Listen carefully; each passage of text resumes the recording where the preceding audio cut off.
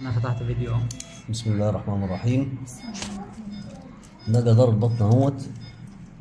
طبعا احنا كان عندنا اكتر من فتق، يجي 7 8 يعني. فاحنا شلنا كل الاجزاء اللي هي مش كويسه ديت. كل دي الاجزاء اللي هي مش كويسه، سواء في الجلد سواء في جدار البطن. طبعا احنا بقالنا يجي 3 ساعات او 4 شغالين في الحاله، يعني 4 ساعات تقريبا يعني.